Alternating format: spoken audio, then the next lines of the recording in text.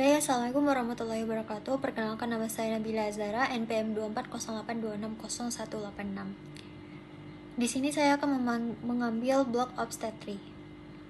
Saya akan membawakan judul preeklamsia. Nah, sebelum lebih lanjut, kita bahas lebih lanjut, kita perlu tahu dulu apa itu preeklamsia.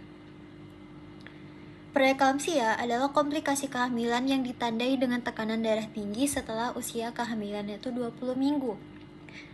Selain hipertensi, kondisi ini juga disertai proteinuria atau adanya kerusakan organ seperti ginjal, hati, otak, paru-paru, atau penurunan jumlah trombosit. Jika tidak ditangani dengan baik, preeklamsia dapat berkembang menjadi preeklamsia. Preeklamsia dapat berkembang menjadi eklamsia, yaitu kondisi kejang yang dapat membahayakan si ibu dan janin.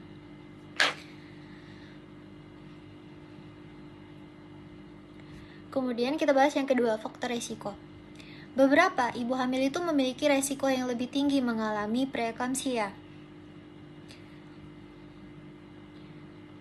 Faktor resikonya yaitu primigravida, karena tubuh ibu itu masih beradaptasi dengan kehamilan pertama.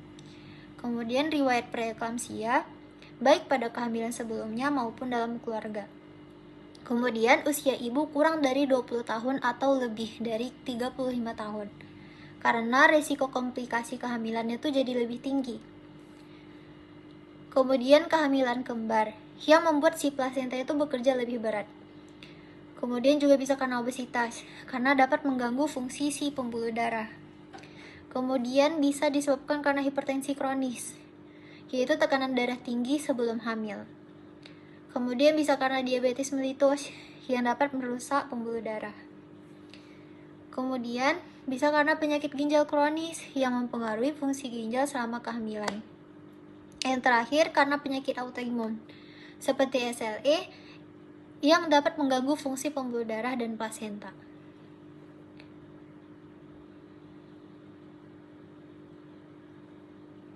Oke, kemudian gejala.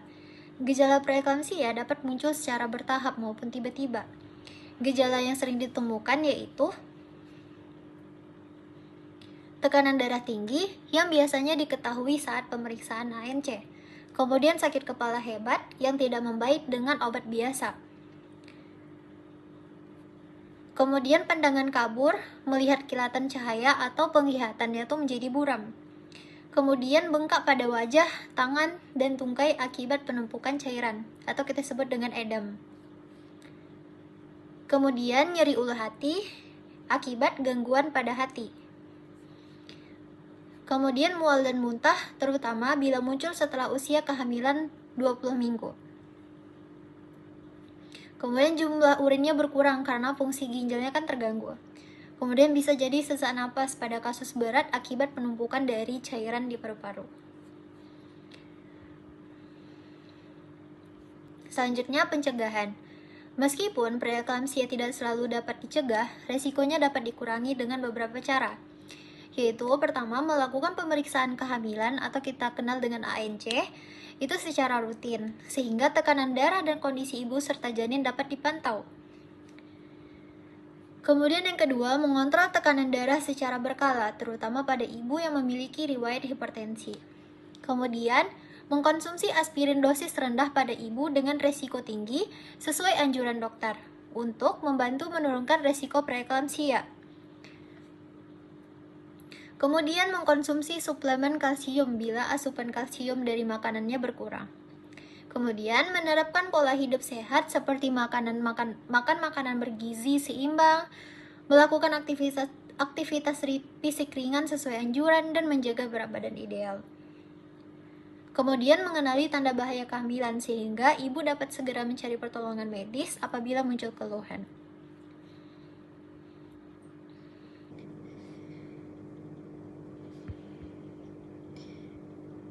Yang terakhir, farmakologi. Nah, yang pertama itu nifedipin diminum 3 kali sehari. Nah, obat ini tuh untuk obat anti hipertensi yang digunakan untuk menurunkan tekanan darah agar tetap dalam batas yang aman.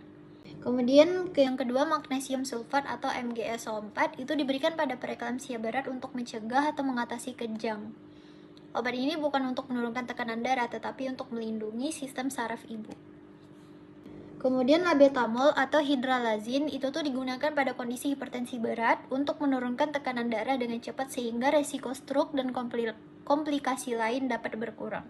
Perlu diingat lagi bahwa obat-obatan tersebut hanya membantu mengendalikan kondisi, sedangkan terapi definitif preeklamsia adalah persalinan atau terminasi kehamilan. Karena setelah plasenta lahir, penyebab utama preeklamsia akan hilang. Waktu persalinan ditentukan berdasarkan usia kehamilan serta kondisi ibu dan janin. Baik, materi sudah selesai saya bawa. Apabila ada kesalahan saya mohon maaf. Saya akhiri dengan wassalamualaikum warahmatullahi wabarakatuh.